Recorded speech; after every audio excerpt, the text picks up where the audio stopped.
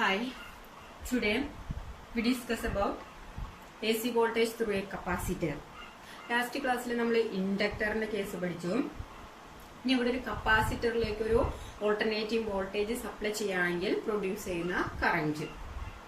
അപ്പോൾ ഇവിടെ ഒരു കപ്പാസിറ്ററിലേക്ക് ഒരു വോൾട്ടേജ് കൊടുത്തിട്ടുണ്ട്. ഈ കപ്പാസിറ്ററിന്റെ കപ്പാസിറ്റൻസ് സി ആണ്.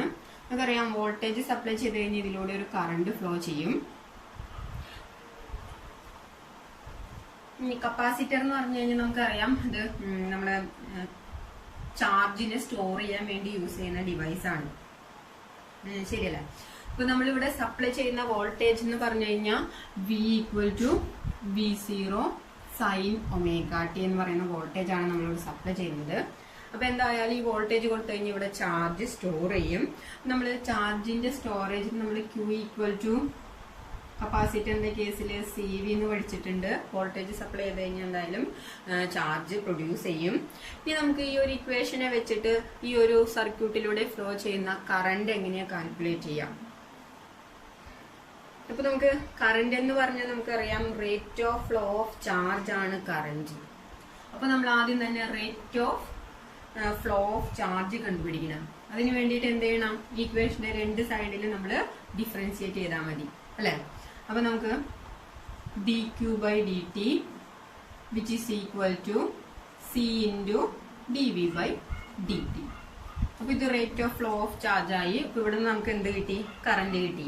ഈ dq/dt-നെയാണ് നമ്മൾ കറന്റ് എന്ന് പറയുന്നത്. That is I which is equal to c into dv/dt. Okay, ഇനി നമുക്ക് സപ്ലൈ ചെയ്യുന്ന വോൾട്ടേജ് എത്രയാണെന്ന് അറിയാം. V = V0 sin omega T ആണ്. സബ്സ്റ്റിറ്റ്യൂട്ട് ചെയ്യുമ്പോൾ എന്ത് വരും? I = c into d/dt of V0 sin omega T. ഇനി എപ്പോഴും ഡിഫറൻഷിയേറ്റ് ചെയ്യുമ്പോഴുള്ള പ്രത്യേകത എന്ന് പറഞ്ഞാൽ കോൺസ്റ്റന്റുകളെയൊക്കെ നമുക്ക് ഔട്ട്സൈഡിൽ എടുക്കാം. അപ്പൊ എന്ത് വരും? C into V0 കോൺസ്റ്റന്റ് ആണ്. V0 into d/dt of sin omega T. ഇനി ഈ സൈൻ ഒമേഗ ടിയുടെ ഡെറിവേറ്റീവ് കണ്ടുപിടിക്കാം. d/dt of sin തീറ്റ നമുക്കറിയാം. d/dt of derivative of sine a theta എന്ന് പറയുന്നത് which is equal to cos a theta into a. അപ്പൊ ഇവിടെ നമുക്ക് തീറ്റയ്ക്ക് പകരം ഒമേഗ ടി എന്നാണ് നമ്മൾ സബ്സ്റ്റിറ്റ്യൂട്ട് ചെയ്തതാണ്. So d/dt of sine omega T എന്ന് പറഞ്ഞാൽ which is equal to cos omega T into omega. Okay, അപ്പൊ നമ്മുടെ ഇക്വേഷൻ എന്ത് വരും? C V0 into cos omega T into omega. Okay, ഇനി ഒന്ന് അറേഞ്ച് ചെയ്യാണ്. V0 into C omega cos omega T. ഇനി നെക്സ്റ്റ് സ്റ്റെപ്പിൽ ഞാൻ ഈ ഇക്വേഷൻ ഒന്നും കൂടി റീഅറേഞ്ച് ചെയ്യാണ്. ഈ സി ഒമേഗനെ നമുക്ക് 1/1/c ഒമേഗ എന്ന് എഴുതാം. അപ്പൊ ഈ 1/1/c ഒമേഗ എന്ന് പറഞ്ഞ മുകളിലേക്ക് പോയ സി ഒമേഗ തന്നെയാണ്. അപ്പൊ ഇതിനെ ഞാനൊന്ന് ഇങ്ങനെ എഴുതാണ്. therefore V0/1/c omega into cos omega T. ഇനി ഇതെന്തിനു വേണ്ടിയിട്ടാണ് ഇങ്ങനെ എഴുതണമെന്ന് വെച്ച് കഴിഞ്ഞാൽ ഈ 1/c ഒമേഗ എന്ന് പറയുന്നത് which is the capacitive reactance. ഈ 1/c ഒമേഗനെ പറയുന്ന പേരാണ് capacitive reactance. That is the resistance offered by the capacitance. നമ്മൾ ഇൻഡക്റ്റീവ് റിയാക്ടൻസിന്റെ കേസ് പറയുന്ന പോലെ തന്നെയാണ്. എന്താണ് അത്? കറന്റ് പാസ് ചെയ്യുമ്പോൾ ഈ കപ്പാസിറ്ററിൽ ഓഫർ ചെയ്യുന്ന റെസിസ്റ്റൻസ് ആണ് ഈ കപ്പാസിറ്റീവ് റിയാക്ടൻസ് എന്ന് പറയുന്നത്. അതിനെയാണ് നമ്മൾ 1/c ഒമേഗ എന്ന് റെപ്രസെന്റ് ചെയ്യുന്നത്. ഇതിനെ നമുക്ക് എക്സ് സഫിക്സിൽ സി എന്ന് കൊടുക്കാം. XC, that is the capacitive reactance. അപ്പൊ ഈ ഒരു ഇക്വേഷൻ നമുക്ക് എന്ത് കിട്ടി? I = V0/1/c ഒമേഗയ്ക്ക് പകരം XC into cos omega T. ഇനി ഇവിടെ നോക്കാം, വോൾട്ടേജ് ബൈ റെസിസ്റ്റൻസ് എന്ന് പറഞ്ഞു കഴിഞ്ഞാൽ കറന്റ് ആണ്. So we can write as I equal to ഈ V0 ബൈ എക്സിനെ നമുക്ക് I0 എന്ന് കൊടുക്കാം, which is the maximum current flowing in this circuit, that is I0 into cos omega T. So നമ്മൾ സപ്ലൈ ചെയ്ത voltage V equal to V0 sine omega ടിയും ഈ ഒരു സർക്യൂട്ടിൽ പ്രൊഡ്യൂസ് ചെയ്ത കറണ്ട് എന്ന് പറയുന്നത് I equal to I0 cos omega T. Okay, ഇനി നമുക്ക് നോക്കി കഴിഞ്ഞാൽ നമുക്ക് ഫേസ് ആംഗിളിന്റെ ഡിഫറൻസ് അറിയണമെന്നുണ്ടെങ്കിൽ ഇതൊരെണ്ണം സൈന്റെ ടേമിലും ഇതൊരെണ്ണം കോസിന്റെ ടേമിലും. അപ്പൊ ഇങ്ങനെ കിടന്നു കഴിഞ്ഞാൽ നമുക്ക് അത് തമ്മിലുള്ള ഫേസ് ഡിഫറൻസ് മെഷർ ചെയ്യാനായിട്ട് പറ്റില്ല. അപ്പൊ നമ്മൾ എന്ത് ചെയ്യും, ഈ കറണ്ടിനെ സൈന്റെ ടേമിലേക്ക് തന്നെ കൊണ്ടുവരും. ക്ലിയർ? അപ്പോ സൈൻ തീറ്റയുടെ ടേമിലേക്ക് കോസ് തീറ്റനെ കൊണ്ടുവരാൻ വേണ്ടിയിട്ട് നമുക്കറിയാം, കോസ് തീറ്റ എന്ന് പറയുന്നത് മാത്സിൽ നമ്മൾ പഠിച്ചിട്ടുണ്ട്, sine theta plus pi by 2, sine theta plus 90. Okay, അപ്പൊ ഇവിടെ തീറ്റയ്ക്ക് പകരം ഒമേഗ ടി ആണ്. അപ്പൊ കോസ് ഒമേഗ ടി എന്ന് പറയുന്നത് നമുക്ക് sine omega T plus pi by 2. Okay, നമ്മൾ കോസ് തീറ്റ ചിലപ്പോൾ സൈൻ 90 പ്ലസ് തീറ്റ എന്നായിരിക്കും പഠിച്ചിട്ടുണ്ടാവുക, സൈൻ 90 പ്ലസ് തീറ്റ. ഇതിവിടെ ആഡിങ് ആയതുകൊണ്ട് തീറ്റ ആദ്യം എഴുതിയാലും 90 ആദ്യം എഴുതിയാലും പ്രോബ്ലം ഒന്നുമില്ല. അപ്പൊ നമ്മളുടെ ഇക്വേഷൻ എന്ത് വന്നു, I equal to I0 into കോസിന് പകരം sine omega T plus pi by 2. അപ്പൊ നമുക്ക് നോക്കിയേ, സപ്ലൈ ചെയ്യുന്ന വോൾട്ടേജിന്റെ അതേ ടൈമിൽ തന്നെ കറണ്ട് കിട്ടി. V equal to V0 sine omega T ആണ് സപ്ലൈ ചെയ്യുന്ന വോൾട്ടേജ്. പ്രൊഡ്യൂസ് ചെയ്ത current I equal to I0 sine omega T plus pi by 2. So നമ്മൾ ഈ രണ്ട് ഇക്വേഷൻ ഒന്ന് കമ്പയർ ചെയ്യുമ്പോൾ നമുക്ക് എന്താ മനസ്സിലാവണേ, ഫേസ് ഡിഫറൻസ് നോക്കിയേ. നമ്മൾ V equal to V0 sine omega T voltage supply ചെയ്താൽ, കൊടുത്തു കഴിഞ്ഞാൽ നമുക്ക് കിട്ടുന്ന current I equal to I0 sine omega T plus pi by 2. അതായത് ഇത്രയും കൊടുത്തു കഴിഞ്ഞാൽ ഇത്രയത്തിന്റെ കൂടെ plus pi by 2. Pi by 2 means 90 degree.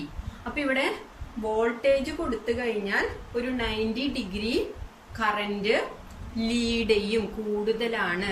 That is current lead voltage by 90 degree. ഇവിടെ കൂടുതലാണ്, കറന്റ് ലീഡ് ചെയ്യാണ്. നമ്മൾ കൊടുക്കുന്ന വോൾട്ടേജിനേക്കാളും ഒരു 90 ഡിഗ്രി ലീഡ് കറന്റിന് വരുന്നുണ്ട് in case of capacitor. Okay, ഇത് മാറിപ്പോവരുത്, അത് ഇത്രയും ചിന്തിച്ചാൽ മതി. കപ്പാസിറ്റർ എന്ന് പറയുന്ന ഒരു ഡിവൈസ് നമ്മൾ ചാർജിനെ സ്റ്റോർ ചെയ്യാൻ വേണ്ടി യൂസ് ചെയ്യുന്നതാണ്. അപ്പൊ അതുകൊണ്ട് എന്തായാലും അവിടെ കറന്റ് കൂടുതലായിരിക്കും, ലീഡ് ചെയ്യാം. ഇനി ഇൻഡക്ടറിന്റെ കേസിലാണെങ്കിൽ എപ്പോഴും ഇൻഡക്ടർ കറന്റിന്റെ ഗ്രോത്തിന് ഒപ്പോസ് ചെയ്യാണ്. അപ്പോ അവിടെ എന്തായാലും ലാഗ് ആയിരിക്കും. അപ്പൊ അത് മാറിപ്പോകരുത്. ഈ ഒരു ആ ഡിവൈസിന്റെ പർപ്പസ് തന്നെ വെച്ചിട്ട് നമുക്കതൊന്ന് ഈസി ആയിട്ട് മെമ്മറൈസ് ചെയ്യാം. ഓക്കെ, അപ്പോ കപ്പാസിറ്ററിന്റെ കേസിൽ current leads voltage by 90 degree. ഇനി നെക്സ്റ്റ് നമുക്ക് വോൾട്ടേജും കറന്റും ഗ്രാഫിക്കലി റെപ്രസെന്റ് ചെയ്യണം. അപ്പൊ അതിനു വേണ്ടി നമ്മൾ ടേബിൾ വരച്ചു. ഇനി ഒമേഗ ടി നമ്മൾ 0 കൊടുക്കുമ്പോൾ വിയുടെ വാല്യൂ നോക്കാം. V0 sign 0. സൈൻ 0 എന്ന് പറഞ്ഞു കഴിഞ്ഞാൽ 0 ആണ്. ഇനി സൈൻ 90 കൊടുക്കുകയാണെങ്കിൽ നമുക്ക് കിട്ടുന്ന വാല്യൂ എന്ന് പറയുന്നത് V0 ഇൻറ്റു സൈൻ 90 എന്ന് പറഞ്ഞാൽ 1 ആണ്. That is V0. ഇനിയിപ്പോ 0 വന്നു കഴിഞ്ഞാൽ ഓൾട്ടർനേറ്റ് 0. ഇനി അത് പ്രത്യേകിച്ച് എടുത്തെടുത്ത് പറയേണ്ട ആവശ്യമില്ല.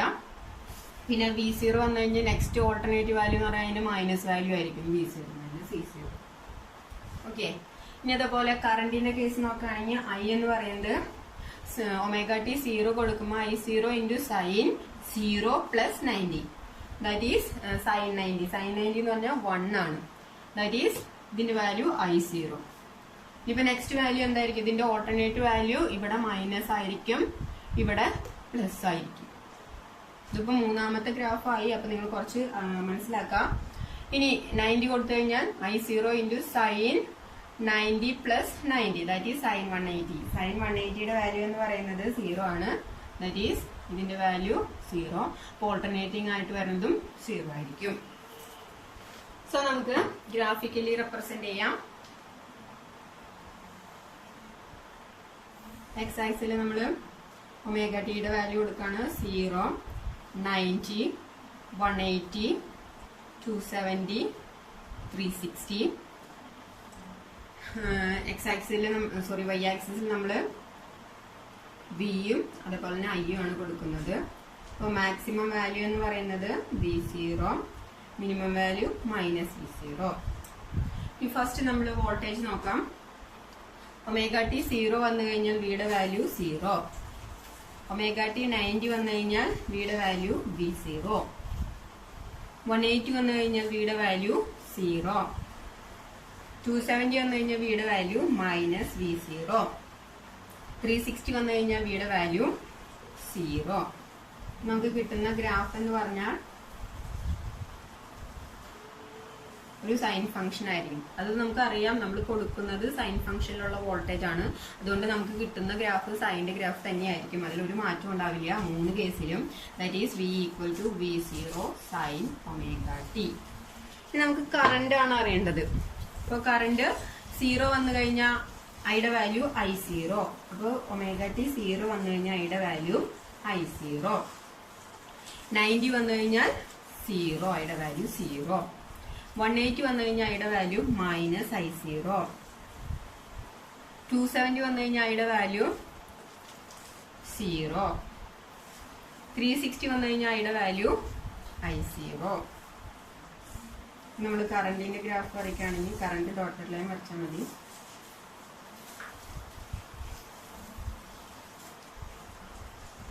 നമുക്ക് കിട്ടുന്ന ഗ്രാഫ് ഒന്ന് നോക്കി നോക്കിയാൽ, അപ്പോൾ വോൾട്ടേജ് 0 ആണെങ്കിൽ കറണ്ട് എന്തായിരിക്കും?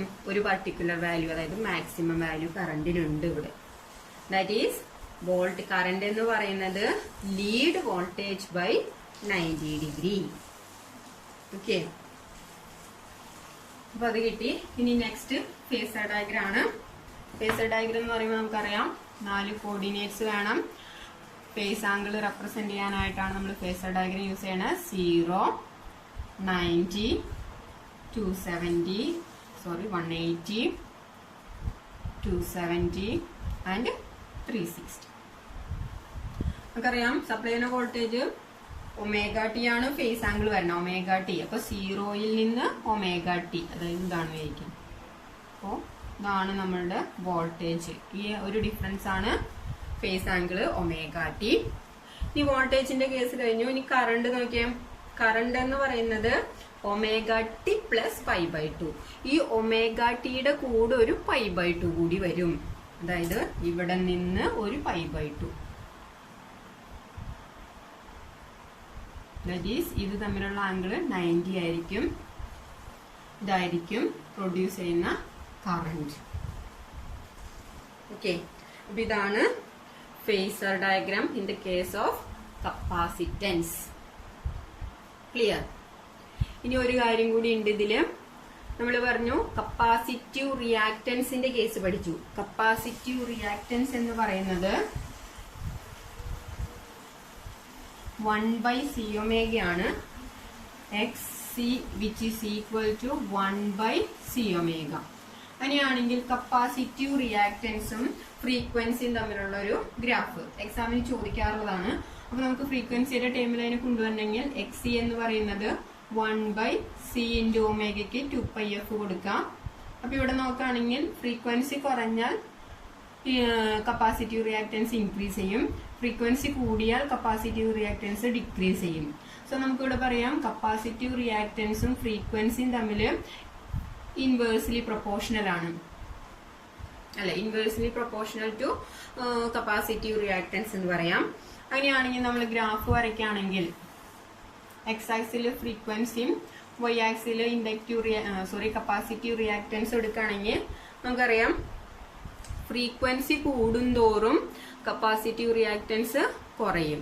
അപ്പോൾ ഒരു മിനിമം വാല്യൂ ഓഫ് ഫ്രീക്വൻസി ആണെങ്കിൽ കപ്പാസിറ്റീവ് റിയാക്ടൻസ് മാക്സിമം ആയിരിക്കും. ഇനി അത് ഇൻക്രീസ് ചെയ്യുന്തോറും റിയാക്ടൻസ് കുറഞ്ഞു കുറഞ്ഞു വരും. സോ നമുക്ക് കിട്ടുന്ന ഗ്രാഫ് എന്ന് പറഞ്ഞാൽ ഇങ്ങനെയായിരിക്കും. അപ്പോൾ കപ്പാസിറ്റീവ് റിയാക്ടൻസും ഫ്രീക്വൻസിയും തമ്മിൽ ഇൻവേഴ്സ്ലി പ്രൊപ്പോർഷണലും അതുപോലെ ഇൻഡക്റ്റീവ് റിയാക്ടൻസും ഫ്രീക്വൻസിയും തമ്മിൽ ഡയറക്ട്ലി പ്രൊപ്പോർഷണലുമാണ്. ഇനി നമുക്ക് ഇതിന്റെ പവർ കാൽക്കുലേറ്റ് ചെയ്യണം, ആവറേജ് പവർ. അപ്പൊ നമുക്കറിയാം ഇൻസ്റ്റന്റാനിയസ് പവർ എന്ന് പറയുന്നത് വോൾട്ടേജ് ഇൻറ്റു കറന്റ് ആണ്. ഞാൻ പറഞ്ഞു ഇവിടെ നമുക്കിപ്പോ കറണ്ടിന് ജനറലി കിട്ടുന്നത് I=I0 cos ωt എന്നാണ്. നമ്മൾ അതിന്റെ സൈന്റെ ഫേസ് ഡിഫറൻസ് അറിയാൻ വേണ്ടിയിട്ടാണ് സൈന്റെ ടൈമിലേക്ക് കൊണ്ടുവരുന്നത്. അപ്പൊ ഇതില് കറണ്ടിന് ഏത് ഇക്വേഷൻ യൂസ് ചെയ്താലും കുഴപ്പമില്ല, നമുക്ക് ഇത് കുറച്ചും കൂടി വലിയ ടൈമാണ്, അതുകൊണ്ടാണ് നമ്മൾ ഈ ഒരു ഇക്വേഷനെ യൂസ് ചെയ്യുന്നത്. സോ ഇൻസ്റ്റന്റാനിയസ് പവർ എന്ന് പറഞ്ഞു കഴിഞ്ഞാൽ V0 sin ωt ഇൻറ്റു ഐക്ക് പകരം I0 cos ωt. That is instantaneous power എന്ന് പറഞ്ഞാൽ V0 I0 into sin ωt into cos ωt. നമ്മൾ ഇൻഡക്ടറിന്റെ കേസിൽ പവർ കാൽക്കുലേറ്റ് ചെയ്ത അതേ മെത്തേഡ് തന്നെയാണ് ഇവിടെയും. നമ്മൾ ഇതിനെ multiple by 2 and divided by 2 ചെയ്യും.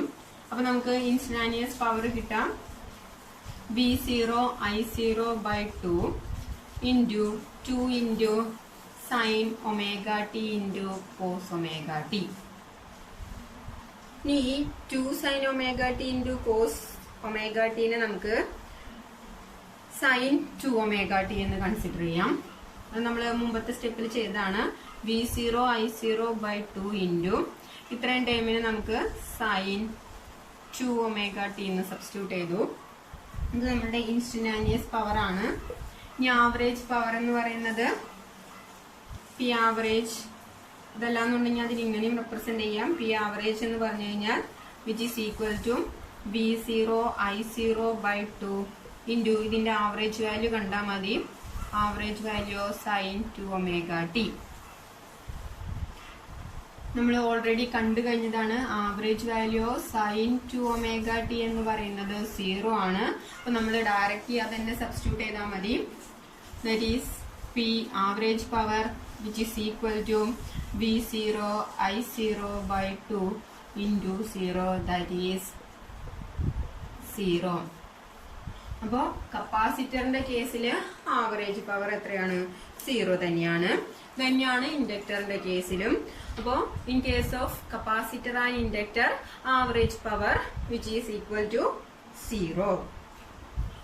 That is average power or net energy consumed by a capacitor carrying AC for a full cycle is 0.